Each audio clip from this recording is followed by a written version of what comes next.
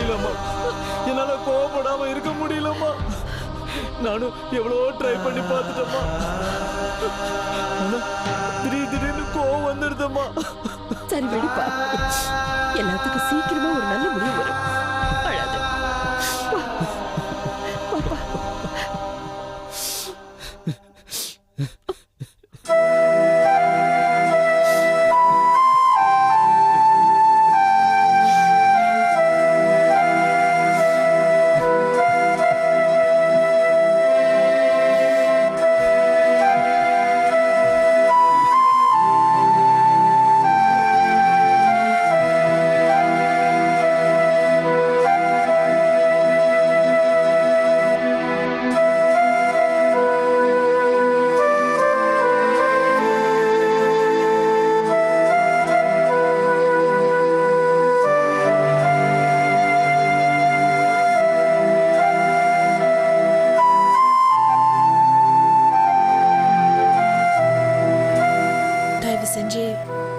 இனிமே யாரும் எனக்கு உதவி செய்யணும்னு நினைக்காதீங்க.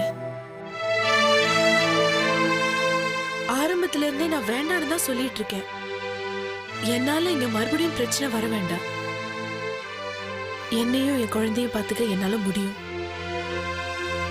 இன்னொன்னு சொல்றேன்னு தப்பா எடுத்துக்காதீங்க. இனிமே யாரும் என்கிட்ட பேசாம இருக்க. அகல்யா, வேண்டாம் பாட்டி. என் மேல இருக்கிற கலங்கத்தை நான் தொடக்கிற வரைக்கும் யாரும் என்கிட்ட பேச வேண்டாம்.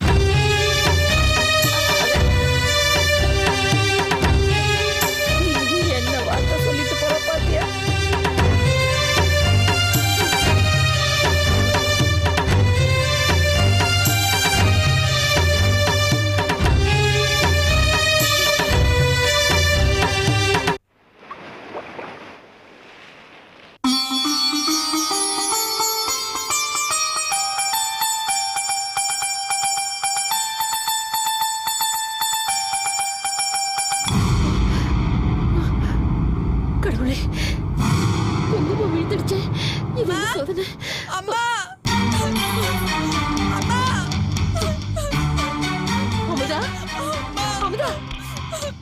என்னம்மா என்னாச்சு? என்னம்மா போச்சுமா, போச்சு, எல்லாமே நாசமா போச்சுமா. என்னடி என்னாச்சு? அழாம சொல்லு. எந்த நேரத்துல ஆரம்பிச்சோமோ தெரியலமா, எல்லாரும் சொன்ன மாதிரி உருப்படாமலே போச்சுமா. அமுதா, என்ன ஆச்சு? அழாம சொல்லுடி. அழாம சொல்லு, என்ன ஆச்சு? ஃபாரினுக்கு கப்பல்ல சரக்கெல்லாம் ஏத்தி அமிச்சோம் இல்லம்மா. ஆமா. அது எல்லாமே அது எல்லாமே ரிட்டர்ன் ஆயிடுச்சுமா. அப்படி ஒரு கம்பெனி அங்க இல்லையாம்மா. அந்த ஏஜென்ட் எங்களை ஒட்டு மொத்தமா ஏமாத்திட்டான். என்ன சொல்ற? எனக்கு ஒண்ணுமே புரியலம்மா. இல்லாத ஒரு கம்பெனிக்கு சரக்கு அமிச்சு எல்லாமே லாஸ் ஆயிடுச்சுன்னு வந்து புலம்பிட்டு இருக்காருமா. உன்னை நம்பி அப்பா இந்த வீட்டை ஈடா வச்சிருக்காரு. நீ என்னடானா இப்படி ஒரு கல்லை என் தலையில தூக்கி போடுறிய? உன் புருஷனுக்கு எந்த தொழில் தானே ஒழுங்கா வருது? ஜான் ஏறினா பழ சறுக்குன்னு கேள்விப்பட்டிருக்க. ஆனா உன் புருஷனுக்கு மட்டும் தாண்டி ஜானே ஏறாம மொத்தமா சறுக்குது. அவர் என்னமா பண்ணுவாரு?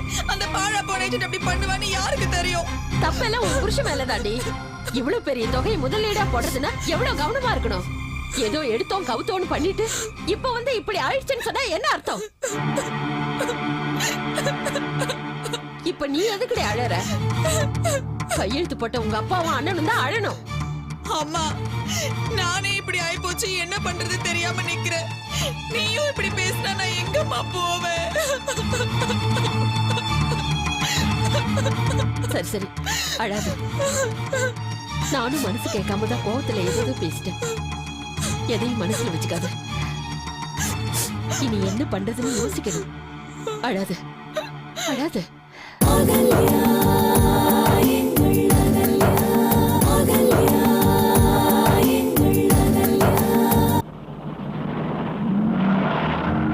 சசி, இது ஒரு சாப்பாடு சம்பந்தப்பட்ட ஒரு ஆடுங்கிறதுனால ஓகே சார், எல்லா வயசுல இருக்கிறவங்களுக்கும் இந்த ஃபுட் ப்ராடக்ட் பிடிச்சிருக்குங்கிறத நம்ம ஆட்ல வெளிப்படுத்தணும். ஓகே. உதாரணத்துக்கு இப்போ Rajini sir, Kamal sir, MGR sir, Sivaji sir அவங்கள மாதிரி மட்டும் இல்லாம ஒரு வயசு பொண்ணு, ஒரு வயசான பாட்டி, ஒரு சின்ன குழந்தை, இவங்களுக்கு எல்லாருக்கும் கூட இந்த ஆடு என்ன வெளிப்படுத்தணும்னா சாப்பாடு பிடிச்சிருக்கு, இந்த ஃபுட் ப்ராடக்ட் அவங்களுக்கு பிடிச்சிருக்குங்கிறதா. அதை வந்து நம்ம கொஞ்சம் நல்லா பண்ணணும். உங்களால் பண்ண முடியும்? கண்டிப்பா முடியும் சார். வேணா இப்போ பண்ணி கேட்டவா? இருங்க நான் சொல்கிறேன், அதுக்கப்புறம் நீங்கள் பண்ணுங்க.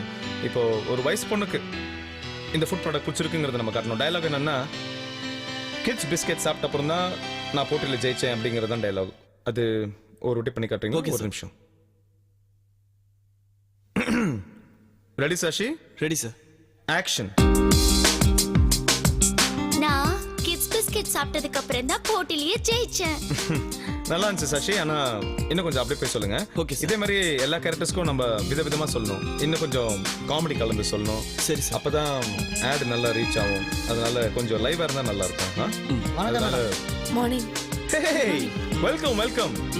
அப்புறம் நல்லா இருக்கியா? நீங்க போய் ரெடி ஆயிட்டு வாங்க. மார்னிங். வா. சோ அகல்யா, சும்மா கேஷுவல் விசிட் தானே? இல்ல நான் டியூட்டில ஜாயின் பண்ணலாம்னு தான் வந்தேன். விளையாடுறியா? நீ நினைச்சா கூட அதெல்லாம் முடியாது. இன்னும் கொஞ்ச நாள் ரெஸ்ட் எடு, அதுக்கப்புறம் அதை பத்திலாம் யோசிக்கலாம். ப்ளீஸ் சித்தார்த், ஏற்கனவே நீங்க பண்ண உதவியில நான் ரொம்ப நன்றி கடன் பட்டிருக்கேன். உங்க சாஃப்ட் கார்னர்ல என்ன சாகடிக்காதீங்க. ப்ளீஸ் என்ன வேலை பார்க்க விடுங்க.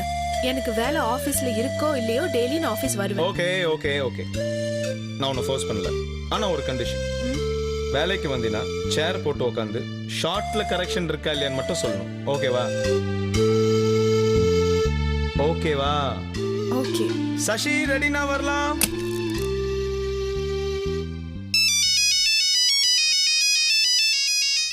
ஹலோ. டேய் நான் ஊர்ல இருந்து முத்து பேசுறேன்டா. அம்மாக்கு திடீர்னு காலையில ஹார்ட் அட்டாக் வந்துருச்சுடா.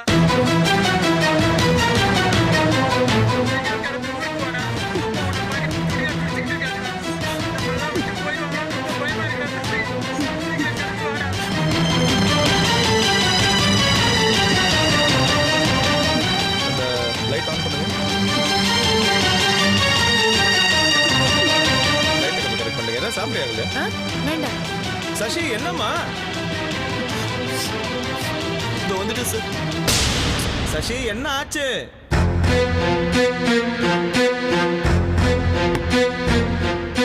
என்ன ரெடியா? Ready sir. பொம்பளையா நீ? ரெடி ஆகிறதுக்கு இவ்வளவு நேரம்? ஒரு பேண்ட் சட்டையை மாத்திட்டு வரதுக்கு எவ்வளவு நேரம் ஆகுது? போ. Sorry sir. நான் ரெடி. ஒரு நிமிஷம் இரு. போகும்போது நல்லா போனேன். இப்ப ஏன் மூஞ்சிலாம் சுருங்கி போய் இவ்வளவு டல்லா இருக்கே? பயமா? அதெல்லாம் ஒண்ணும் இல்ல சார். நான் ரெடி. ஷூட்டிங் இதுக்கு முன்னாடி போயிருக்கல, பயம்லாம் ஒண்ணும் இல்ல. பயம்லாம் ஒண்ணும் இல்ல சார். போமா. கொஞ்சம் சுறுசுறுப்பா இருக்கலாம்ப்பா. Ready action. கிட்ஸ் பிஸ்கெட்ஸ் சாப்பிட்டதுக்கு அப்புறம் என்ன சார். என்னாச்சு? போகும்போது நல்லா தான் பண்ணிட்டு போனேன். இப்போ என்ன? இல்ல சார், இப்ப பண்றேன் சார். பண்ண முடியுமா முடியாதா? பண்றேன் sir. Ready action. Kids biscuits சாப்பிட்டேன். சாப்பிட்ட அப்புறம் தான் நான் போட்டியில ஜெயிச்சேன். இதுதான் டயலாக். என்ன என்ன உன் பிரச்சனை என்ன? ஏன் மூஞ்சலாம் இப்படி இருக்கு? இல்ல சார், அது மிமிக்ரி மாதிரி நினைச்சிட்டியா? இது கேமரா. கேமரா முன்னாடி நிக்கணும்னா அதுக்குன்னு ஒரு தனி தைரியம் வேணும். எத்தனை பேர் பாப்பாங்க தெரியுமா? வந்துட்டான். நீலாம் ஏன் நடிக்க வர? நான் கேட்டனா நீ வந்து என் ஸ்டுடியோல நடிக்கணும்னு அழுதுனா? போகும்போது ஒண்ணு பண்ணிட்டு போற, வரதுக்குள்ள இந்த மாதிரி டைம் வேஸ்ட் பண்ணிட்டு நாங்களா என்ன முட்டாள் நினைச்சிட்டியா? சித்தார்த், அவர் கொஞ்ச நேரம் ரெஸ்ட் எடுக்கட்டும், அப்புறம் ஷூட் பண்ணலாம். ஓ சாருக்கு ரெஸ்ட் வேணுமா? ரெஸ்ட் எடுத்து பண்ணிடுவீங்களா? போங்க போய் தண்ணி குடிச்சிட்டு ஒரு ரொட்டிக்கு 2 ரொட்டி பண்ணி பாரு. அதுக்கப்புறம் இங்க வா.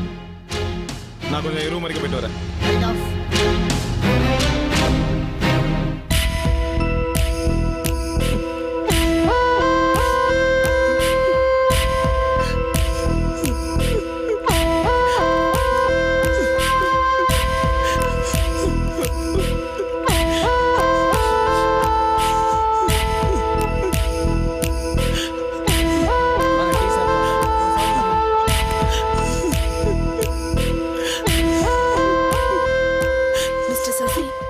எதுக்கு அழறீங்க? டைரக்டர்ஸ் இந்த மாதிரி திட்டுறது சகஜம். நீங்க போய் ரெஸ்ட் எடுத்துட்டு திரும்ப ட்ரை பண்ணுங்க, வரும். மேடம், நான் எப்பவுமே கரெக்டா பண்ணிடுவேன் மேடம். ஆனா இந்த வாட்டி கண்டிப்பா வருங்க. ரிலாக்ஸ்டா இருங்க. டென்ஷன் இல்லாம திரும்ப ட்ரை பண்ணுங்க, வரும். எனக்கு நிஜமா டென்ஷனே இல்ல மேடம். பின்ன என்ன? எங்க அம்மாவுக்கு ஹார்ட் அட்டாக். ஐயோ, கொஞ்ச நேரத்துக்கு முன்னாடி தான் ஃபோன் வந்துச்சு. இதை ஏங்க நீங்க முதல்ல அவர்கிட்ட சொல்லல? நான் ரொம்ப நாளா வாய்ப்பு தேடிட்டு இருக்கேன். இப்பதான் முதல் வாய்ப்பு கிடைச்சிருக்கு. அதை இழக்க கூடாதுன்னு தான் வெளியே சொல்லாம. என்னங்க நீங்க முட்டாள்தனமான வேலை செஞ்சிருக்கீங்க. முதல்ல போங்க, போய் உங்க அம்மா பாருங்க.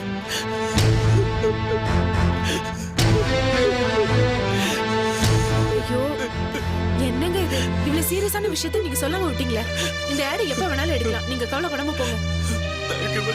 ஒரு நிமிஷம் ஹரி, சார் சீக்கிரம் வர சொல்லுங்க. பார்த்து போயா. என்ன சார் ரெஸ்ட் தர ரெடியா இப்ப டேக் போலாமா? சித்தார்த், என்ன அவங்களுக்கு இப்பதான் போன் வந்தது. அவங்க அம்மாக்கு ஹார்ட் அட்டாக்கா, சரியா பெர்ஃபார்ம் பண்ண முடியல. யார் அவங்க அம்மா? என்ன அப்பவே சொல்ல வேண்டியதானே? சரி போய் நீங்க முதல்ல உங்க அம்மா பாருங்க போங்க. Okay sir. ஏன்னா மனசாட்சி இல்லாம ஷூட்டிங் எடுக்கிறாங்க. போங்க போங்க அம்மா பாருங்க. ஒரு நிமிஷம் சசி, உங்ககிட்ட பணம் இருக்கா? சித்தார்த், ஒரு 1000 ரூபாய் கொடுங்களேன். இந்தாங்க பரவாயில்ல வச்சுக்கோங்க. Thank you sir. நீங்க கவலைப்படாம போங்க. இந்த ஆடை உங்களை வச்சுதான் எடுப்போம். உங்களுக்காக வெயிட் பண்ணுவோம். சரியா? வரேன் சார். ம் பார்த்து.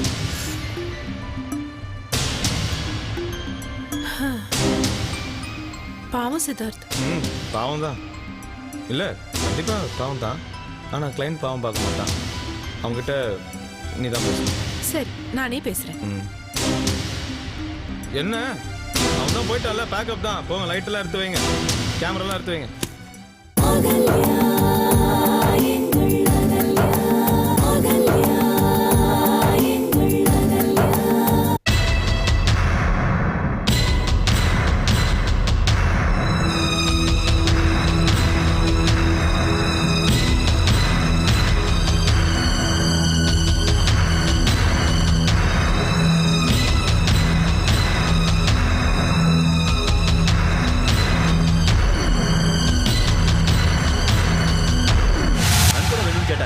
ஜஸ்ட் ஒரு 5000 தான் கொடுத்து அமிச்சேன். என்னடா உளர்ற? எதுக்குடா அவ்வளவு கொடுத்த? இதெல்லாம் உங்களுக்கு புரியாது, விடுங்க. ஓவரா ஆடாதடா, அப்புறம் இது தப்பாதான்.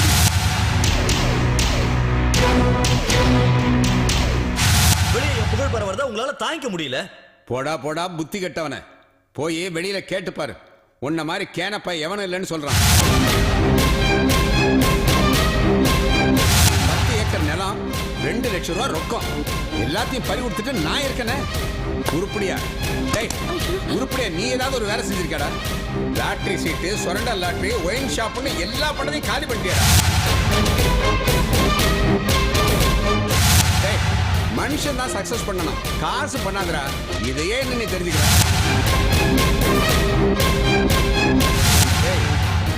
லட்சக்கணக்கா இருக்கிற கடனை கோடிக்கணக்கா ஆக்காம இருந்தா சரிதான்.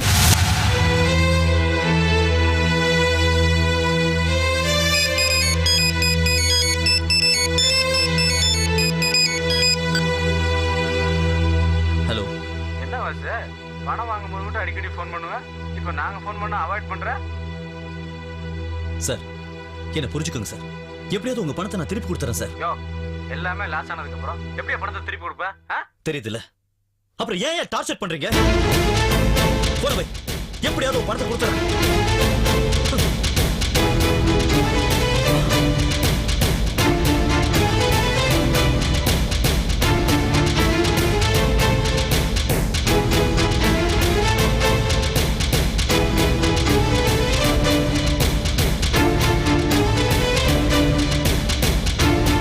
வீட்டுக்குலாம் வர வேண்டாம் உங்ககிட்ட எத்தனை தடவை சொல்லியிருக்கேன். என் பணத்தை திருப்பி கொடுத்தா நான் ஏன் உங்க வீடு தேடி வரேன்?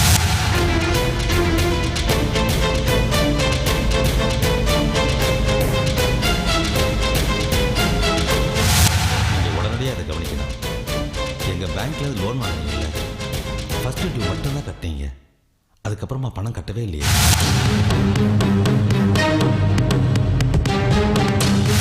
ரொம்ப பயமா இருக்கு. உங்களை நம்பித்தான் இவ்வளோ பெரிய தொகையை எங்கள் பேங்க்ல லோனாக கொடுத்துருக்காங்க. இதில் ஏதாவது பிரச்சனைனா பாதிக்கப்படக்கூடியது நான் தான். அதுவும் இல்லாமல் உங்கள் ப்ராஜெக்ட்டுக்கு மேக்ஸிமம் 10 லட்சம் ரூபா லோன் தர முடியும். என்னுடைய பர்சனல் செல்வாக்கை பயன்படுத்தி செக்யூரிட்டி போட்டு இவ்வளோ பெரிய தொகை உங்களுக்கு நான் வாங்கி கொடுத்துருக்கேன். பணத்தை எடுத்து வைடா. மரியாதையை பேசு. அப்படியெல்லாம் பேசி எனக்கு பழக்கம் இல்லை. என்ன பார்க்குற? வட்டி கொடுத்தே மூச்சு வாங்குது, அசல் கொடுக்கல மூச்சு நின்று போல இருக்கு. இது கவுன்சிலர் சொன்னாரு உங்ககிட்ட பணம் வாங்கினேன். இப்பதான் தெரியுது உங்ககிட்ட கடன் வாங்கினது எவ்வளவு பெரிய தப்புன்னு. ஒரு மாசம் எனக்கு டைம் கொடு, அதுக்குள்ள ஒரு பணத்தை திருப்பி கொடுத்தா போதுமா? உனக்கு தான் டென்ஷன் ஆகும் தெரியுமா? நான் டென்ஷனா தாங்க மாட்டேன். வெற்றி பேப்பர்ல கையெழுத்து போட்டிருக்க ஞாபகம் இருக்கா? சொன்ன மாதிரி ஒரு மாசத்துல பணம் தரல நடக்காது.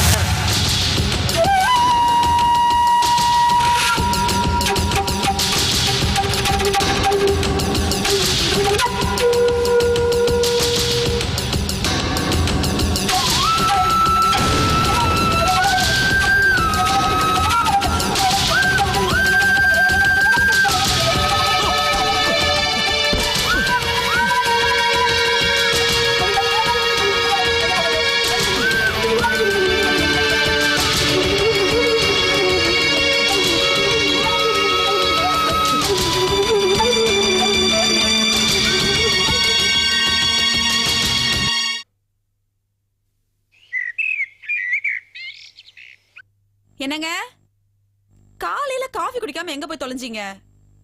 என்னங்க?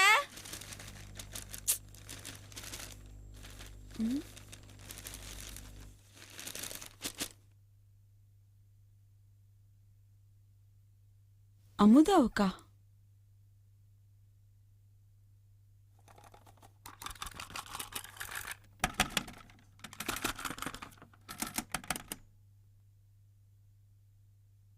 அமுதா, நான் வாசு பேசுறேன்.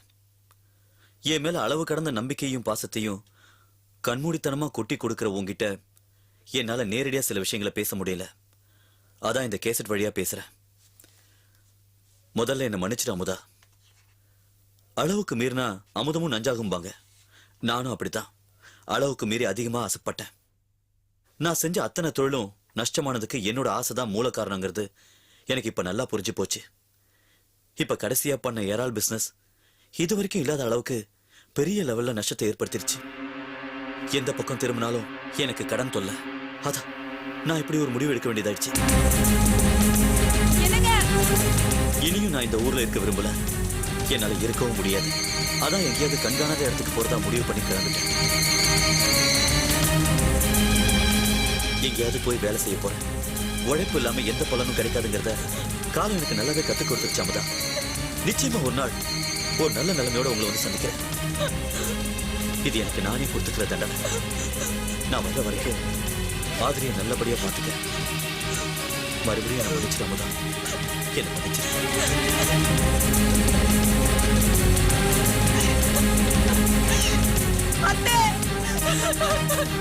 யாராச்சும் வாங்கல.